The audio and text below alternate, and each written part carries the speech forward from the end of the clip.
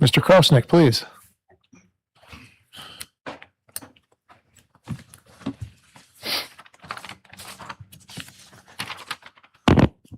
All right, thanks for having me. I might not have a lot to say. Those guys and gals said quite a bit, and there was a lot of good stuff. I just have some notes for this first public hearing. It might be a few more minutes. And the second one, I promise it'll be a lot less. There's a lot of overlap. There's some specifics. Harry beat me to it, but I was going to point out the hypocrisy of this being National Small Business Week. I will read the first sentence of that. Whereas small businesses are the engine of the American economy and the foundation of a free and prosperous nation, accounting for more than 99% of all private sector employers and creating nearly 2 out of every 3 new jobs nationwide. There's a lot more to it, but I won't read the entire thing. I'm here as a small business owner, but I'm also representing a lot of other taxpayers in the community and myself as a taxpayer. It affects way more than just my business with Albatross. It affects all the rental property owners who, as these other folks said, will be impacted in their small business. They own a 2-plex, they own a 4-plex, whatever it may be. So I have questions and I have some comments. I know I don't get a lot of direct answers, but if you answer, that's great. For CK, in the Baker Tilly report, it looks like they're assuming a 7% vacancy after stabilization. We haven't had that vacancy for quite a while, and I'm curious why they're factoring that in and how that was acceptable. I want to make sure this project's not sold as low income, and there's some serious questions with that. So it's not a Brookstone situation where there are a lot more of low income or moderate income. 31 of the 45 units look to be at 80% of area median income or market rate. And I've pointed out the lack of integrity of the system for Baker Tilly, not of a person previously. But this had an instance where the first analysis by Baker Tilly and Michaela Hewitt was submitted, committee of whole, it was posted, I read it, and then I saw that it was updated prior to the city council meeting. Then after that, I asked Sherry, and by the way, Sherry is one of the most valuable assets the city has. She's been phenomenal since I started my business, always gets me information that she has right away. I was told that it was adjusted based upon Mr. Phelan's request. So the first report said there were 9 affordable units. That's what Baker Tilly said. And then when I saw it was modified to 26 affordable units. And I thought we were hiring Baker Tilly for unbiased third-party analysis, not for a narrative change or a narrative at all. So that really concerns me that it would be asked to be modified. Also, I mean, have you guys ever seen a but-for test by any analysts, Baker Tilly or otherwise, that actually said, nope, it's not needed, we're good to go? That's a concern. All of your financial analyses that you show for these projects, it never shows what we're foregoing. I know you, Mr. Sandy, last meeting asked about what's the developer foregoing, and that was great. But normally these reports only show our net gain over that period or afterwards. Talking about the authority to approve, and I know Mona mentioned it, and I think there'll be some stuff at the meeting tomorrow at the county actually about this, but you're just shoving these down the throats of the county and the school board. They don't have any choice in these 5-year agreements right now. And it's just not right. You talk about being partners with these other taxing entities. That's not a partnership. So now, how is it possible that these are going to work with a 5-year 90% when just a couple months ago, Mr. Phelan, and back in December, he said, these can't make it. They need a higher incentive. They're on the shelf. I just don't get it. It doesn't make sense. The housing incentive funds, those will help cover the rent controlled nature of some of the units, but not the taxes they were looking for. I want to know how much was collected for the developer fee for these projects too. So they put a pre-application in last April, and that amount was, back then, would have been $2,500. Did they pay $2,500 or did they pay $10,000 like you guys changed it to?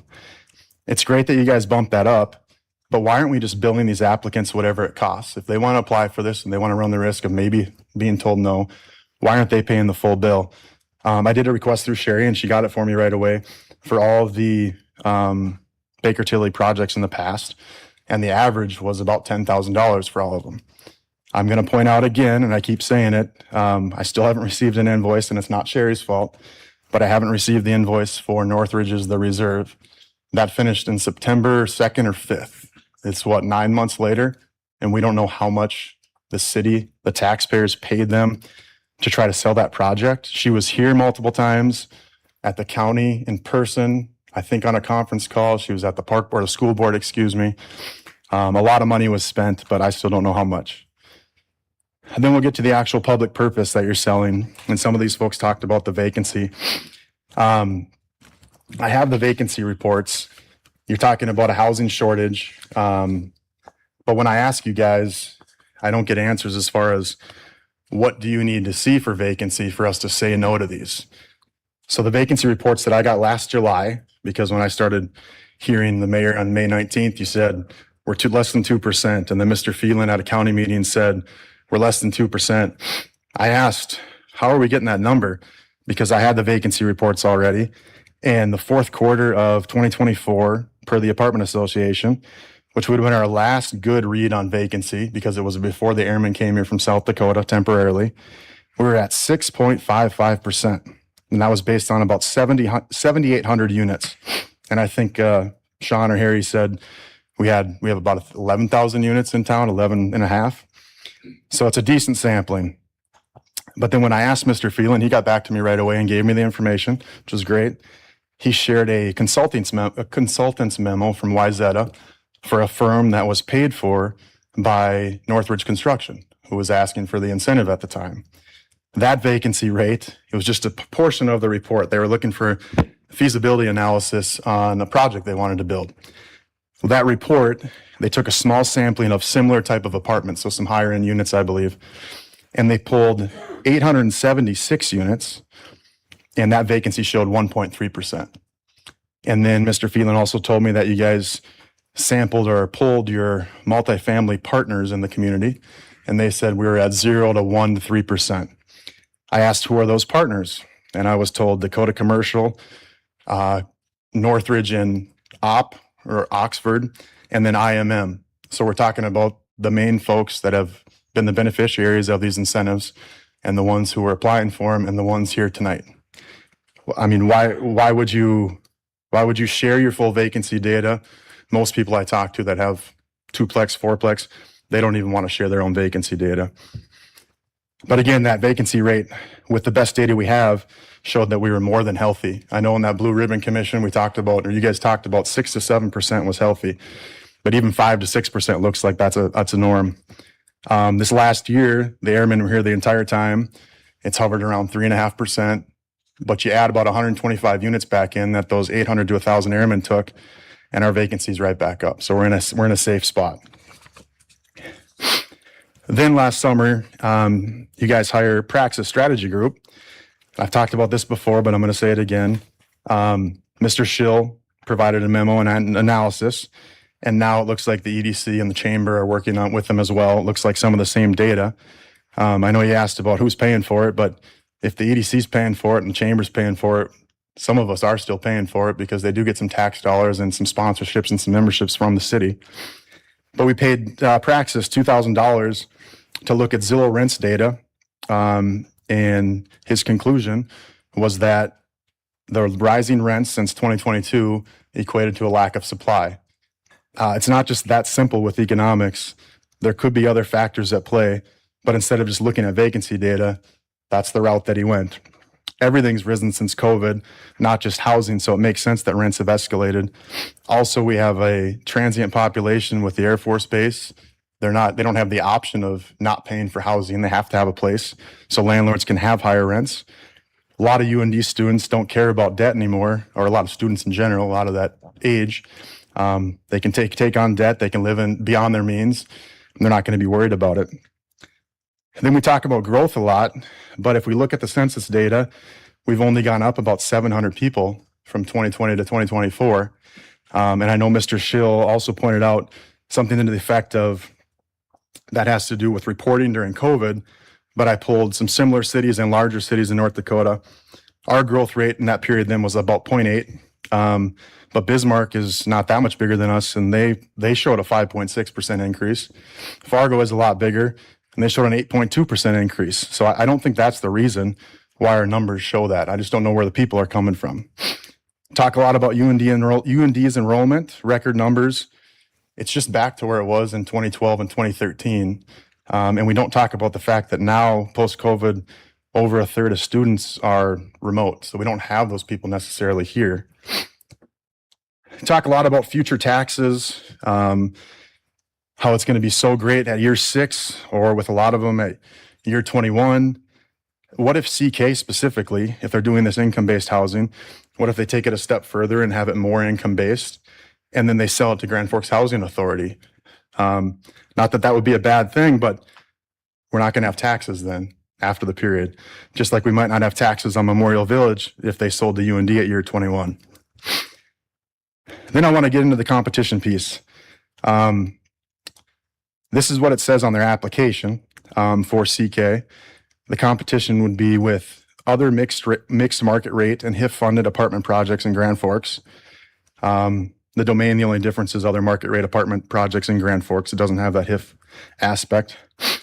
But then with both of them, they talk about what equipment and machinery are going to be in the facility. They have to list that specifically.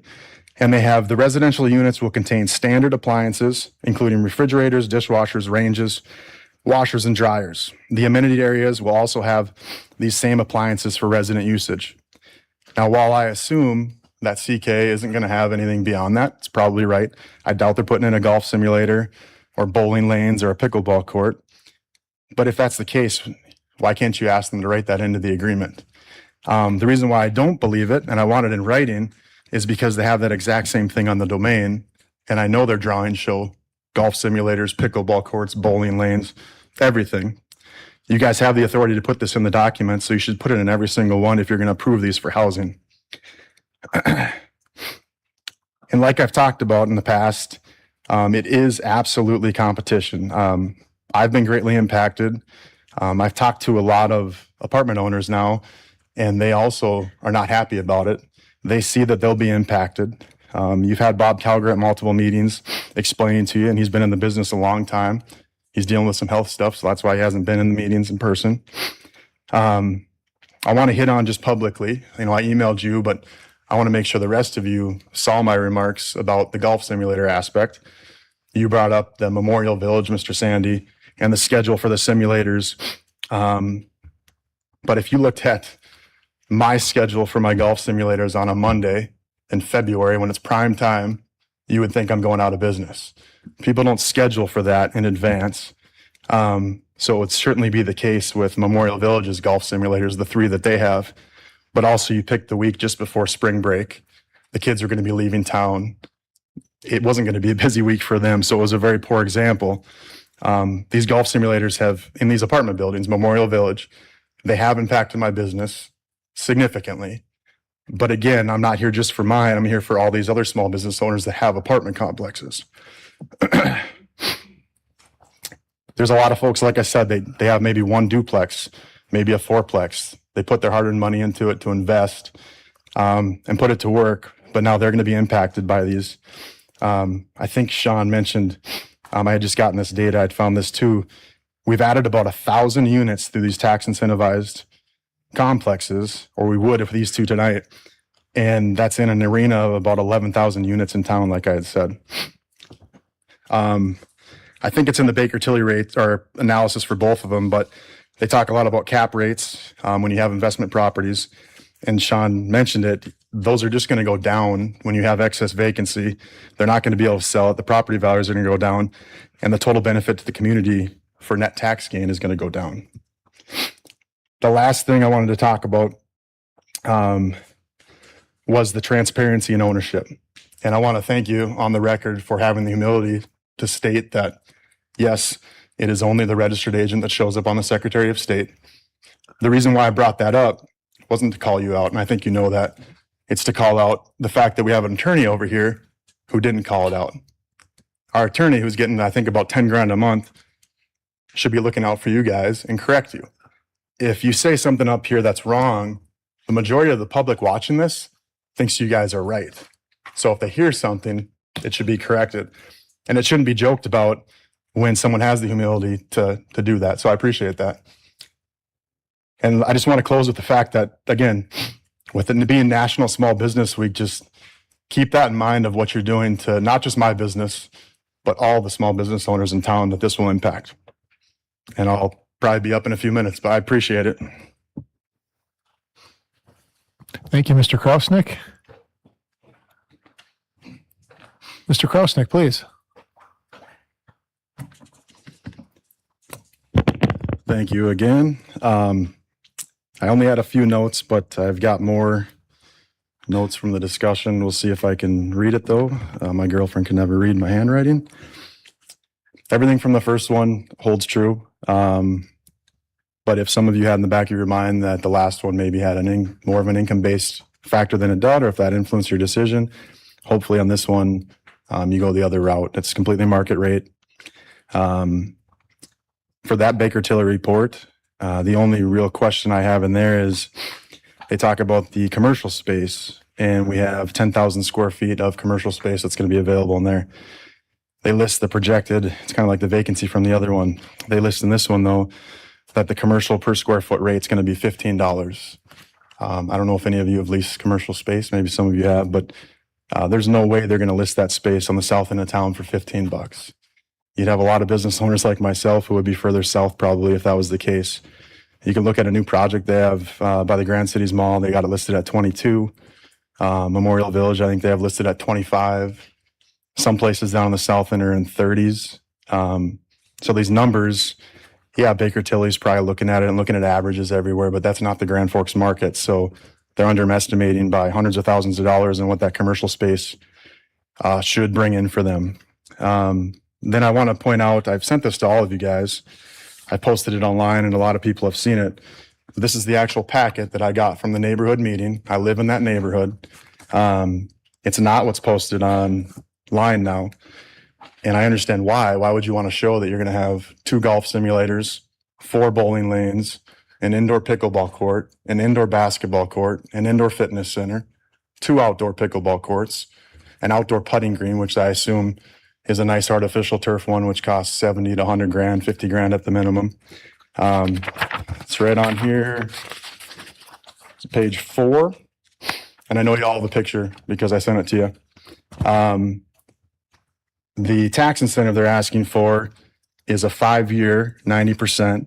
That equates to almost $2 million in foregone taxes for the 5 years. If you take all that equipment for those amenities, all that space where they could lease out at 22 to 26 a square foot, all the maintenance they're going to need for that, they would save way less than $2 million. And in the process, they wouldn't be competing with me. And again, those 2 golf simulators will compete. Dakota Commercial would have 5 simulators in town in their apartment complexes. I have 8 right now. It took me a long time to get up to even 4. So it's a big deal. And not just for me, but Red Ray Lanes, Shoot 360, Play It, Anytime Fitness, Planet Fitness, every gym in town. It's just not fair. So the other pieces that I wrote down here, keep talking about, a couple of you just talked about, there are zero expenses for this development. And we're just going to disagree, but I want to say it publicly. There are more costs. When you patrol a lot that is vacant versus patrolling a lot, maybe Mr. Way, well, I don't know if you look into the finances side of it, but there's more work to be done at a 150 unit apartment complex for policemen, for firefighters, than there is for an empty lot. If we're that overstaffed in those departments, then we're overpaying as taxpayers. It just doesn't make sense. There's going to be 150 units. People are flushing toilets. The lift stations we were talking about before, the sewer system, the roads, they're going to be stressed more. So there is more expense. And it just doesn't add up when you keep saying that. So the rest of us taxpayers are burdened with that. I'm going to go all over the place here because my notes are sloppy. I talked about this at another meeting, but you brought up the remodeling credit. And I brought up a very specific example, which I think is more than enough. My old landlord, the Browns, they're doing an awesome remodel. I just saw it the other day downtown by Bonzer's, a boutique hotel. And they put in millions of dollars into that. They applied for the remodel exemption. They're going to save, I think, like $10,000. That's nothing to them. And I didn't object to that at all. And they're going to have a golf simulator in there. But you're talking about the domain This is $2 million. And they're not rehabbing an old property. They're doing a brand new greenfield development. And I think CK is around 600,000. You talk about, multiple of you talk about how we're privileged. We should be thanking these developers. I have zero issue with the developers. I know a lot of them. I know a lot of the real estate agents that work with them. I have no problem if they make millions of dollars. It's awesome. But we don't need to give them an advantage over others. And when you say we need to thank them for investing in the community, why is their investment that much better than my investment, or Red Ray Lane's investment, or Bob Calger's investment, or numerous of my customers who own duplexes and fourplexes? It's not the same dollar amount, but we also have invested in this community, and it's not fair. What else we got here? The part about, you touched on Minot, I think Bismarck, maybe you said. Bismarck's actually gotten it more under control, but Fargo for sure and Minot. I've done requests on those to find out what properties have gotten tax incentives as well. And you're correct, they've been doing some of the same stuff. The thing is that doesn't make it legal. You're going off of a legal opinion of our city attorney, but I've asked multiple times for you guys to go to the Attorney General. I know you're not going to. I think we'll have somebody going to them very shortly. But no one's challenged it in the courts yet. So we don't have a North Dakota Supreme Court decision. We don't have an AG opinion.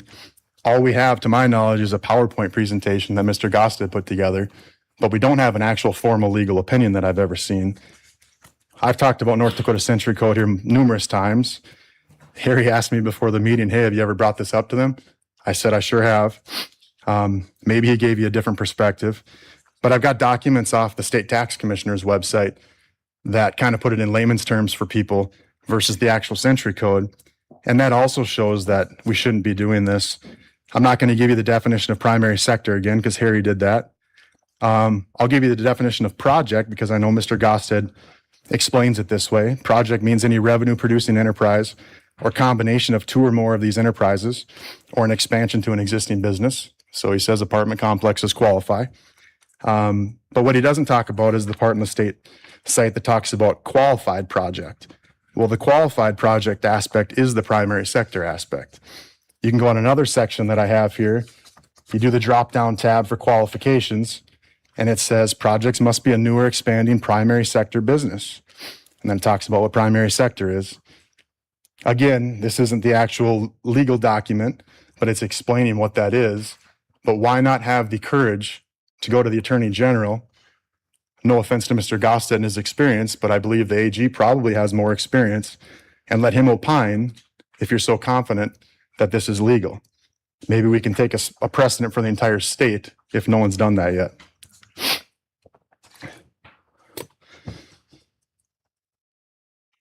The last thing I think is remedies. So you're talking about adding on this provision where if the property is sold, it's going to be taxed for 5 more years.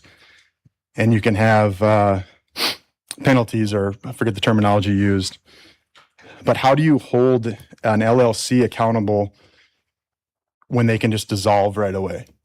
So if the LLC of CK Commercial sells to Grand Forks Housing Authority in 5 years, CK Commercial is dissolved with the state, where's the liability lie? I would like to know that. I'm not a lawyer. But I don't believe you'd be able to hold them accountable if it is sold.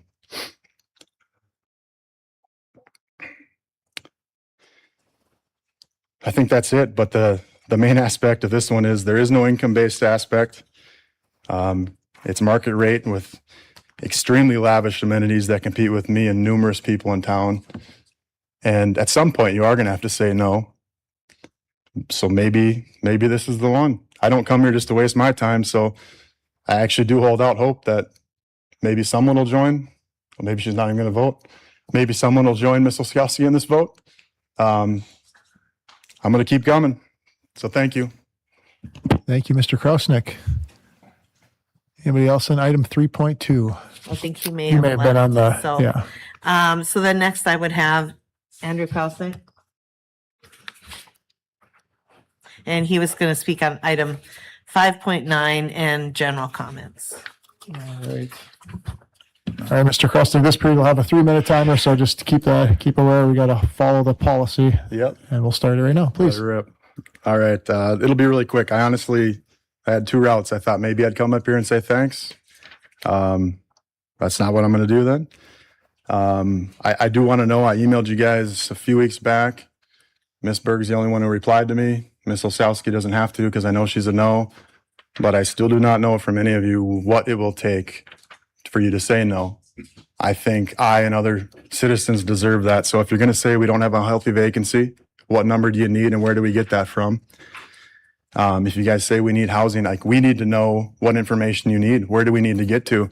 You can't keep doing this and not having answers to those questions that I think are very simple and very direct. And I only keep asking it because I don't get an answer. What will it take? I mean, is it an AG opinion from someone else to request that? Or is it private legal action to file a lawsuit with the city of Grand Forks? I mean, what's going to stop it, or what information do you need to change your mind? And lastly, again, I talked about it before, but ownership matters. So on either of these projects now, we're not going to know who owns it. I know that one of you has ownership in Epic, in Beacon. And if one of you does, how do we know that others don't? How do we know that you don't have ownership in other projects that have gotten incentives or going to apply for incentives? I hope that none of you do, but we hope nothing is nefarious going on. But we should have that transparency. You guys should, and all of us citizens should know every single K1 holder who has a share in the company. We should know that. If you want tax money, you should know that. I don't share my finances with people because I don't have any incentives. But if I'm going to ask for something, I do have to share that. I had to get a loan initially for my business. I had to share everything. These developers should have to do that too. And if there's nothing wrong going on, then there should be no issue. So I think you guys should add that to these incentives going forward. Thank you very much. Thank you, Mr. Krauseneck. Ms. Lundmark? Almost